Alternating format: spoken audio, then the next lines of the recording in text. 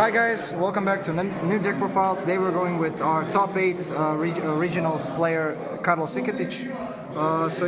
What did you play today? I went for Mathmech. Basically, I didn't like the meta, I didn't want to play the meta, and I just decided to go for something that had statistical evidence it was a good deck, but wasn't nearly as represented. And just to drive the point home, there was a total of 3 Mathmechs today on the regionals, and 2 of them went to top 8. One of them is playing top 4 right now. Yes. Let's get into the deck profile. Okay, so basically, if you know anything about Mathmech, you know this is your main engine piece. This is your starter that gets you an extender as well, and it gets you. This card in itself is like +2 and full combo. This is your other guy, the normal summon and the negate. People don't know what it does, so it's good. If they could read, it wouldn't be as good. Your other extenders, you got the subtractions and the additions. These big guys basically summon themselves out for free. You just max out on them because you want to be puking out your hand every turn. The card that you send off of the circular played 2 Sigma. Like, one of them could get bestialed, or a lot of the time you just use one of them to make Lingeribo, so you lose them out of rotation. So you need a second one to be able to have a more powerful follow-up and to just kill your opponent. Last extenders are the free Parallel Exceed. It just makes a free rank 4 and allows you to climb up the access code to kill people. Nothing like special, but when you see people wasting cantraps on these, that kind of small interactions actually win you games. So. The reason I like this deck is the consistency. So I play 2 Small World and 3 Silent Mining. Basically, I wanted 5 cards, which were a -1 that gets me to any cybers. This way, I expect to see exactly one of these, and that's before I see or don't see circular in my other 4 opening cards, which means that you are not likely to be bricking on multiples, even though it did happen.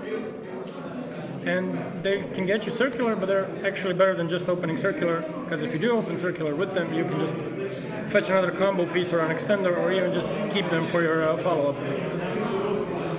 And then your engine requirements, I just played 1 and 1. So this one, I thought about playing 2, even without desires, just to give you a better grind game. But this isn't a mid-range deck, this is a combo deck that's wearing the skin suit of a mid-range deck. Like, it's a skinwalker pretending to be mid-range. It's just a pure combo deck. You don't want to grind. As soon as you start grinding, you start losing. You just go for your combo, so you don't need 2. The only time you want to is in order to have one if Kastira banishes it. But then again, you'll be going second, and then just even thinking about the trap is not your top priority.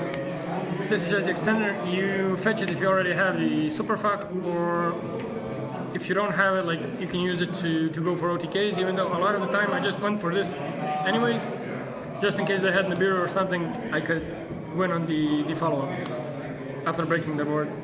For going second cards, since I knew the meta was going to be wild, there was 8 Kastira, 9 Despia, and 80 other. So I wanted to have a powerful card, both going first and going second, that would supplement my engine and allow me to break boards and to OTK easier, as well as since I have a lot of 1-card plays, I wanted something that protects them, and this or crossout would be it. But crossout creates a lot of complexities in deck building that I did not want to deal with, so this card was the only answer. Thrusting was a potential answer as well. And then the hand traps, the reason why the deck is good. This was the good one. This was the one that was okay. This one was meh, it was bad because if you fetch it with the draw of your Heat Soul, it doesn't do anything. You can't use it for Small World. It was the worst good one, let's say. And then the last 4 slots, I wanted to keep in 2 Whalers, just for Small World reasons. I didn't enjoy Whaler at all. So that left me with only 2 more slots, and for those slots I chose to play draw. I expected a lot of Dragon Link, and we don't have a good matchup into Dragon Link because of the Bestials. So I wanted a card that could single-handedly beat the deck and just give us like a slightly higher. I've been making this deck with my friend Kuzma, and we just wanted the last 2 slots to be cards that would potentially give us a free win against Dragon Link, either going first or going second. Extra deck for the Link ones. I went the Appaloosa combo just to protect my Super Factorial from Bestials. This is the honorary Link one. This should have been an Almirage, and my only loss in Swiss was because this was not Almirage. This card was broken because people don't know it exists, and you just make it and you are immune to imperm. For my rank 2s, this is part of the combo. This is for when you cannot combo or you simplify the game state, so to make either a access code that clears the board or a heat cell for follow-up and drawing into more hand traps. This is part of the combo. This goes into Appaloosa on their main phase. Jammer, Talker, and other Talker for the OTK, obviously. This actually came up where it can point to something and protect from imperm. Your plan B, your combo piece. And again, I didn't respect the trap on going second against Kashira, so I only had a reason to play one of these. You could theoretically hard make one and then use the trap to make another one, but like at that point there's a lot of other things you could do which might not be just as good, and I did hard make them once, but like you have to sacrifice something, and I decided to sacrifice him. And just pure these, that's mandatory.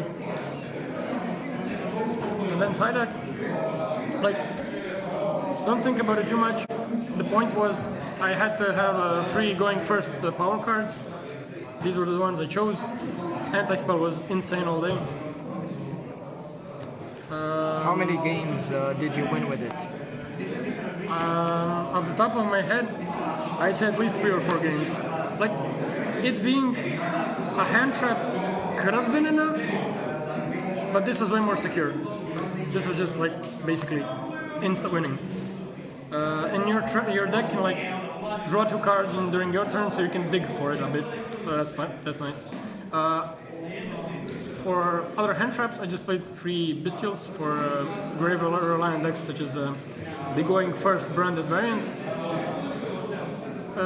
This one came up against Dark World. Like I removed something from their grave, then removed the nib token. Against back row decks, like don't think about it too much. I just wanted to have exactly 5 back row removal cards. Well, these ones doubled up as going second board breakers, where I wanted to take something else out for non-back row decks. And the last card was Induction. I respect this card a lot when playing against back row decks because it lets you out multiple floodgates in one game, and your other trap is not as good against like back row decks as it is against standard decks. And not only that, like you can sometimes just search both, so why not? That's the deck. I really enjoyed it. So do you want to give any shoutouts to some people? Yeah, I want to give a shout out to Philip for telling me my deck is trash and it's never gonna top. Shout out to Kuzma for like we made the list together. Shout out to Renata and Christina for testing with me.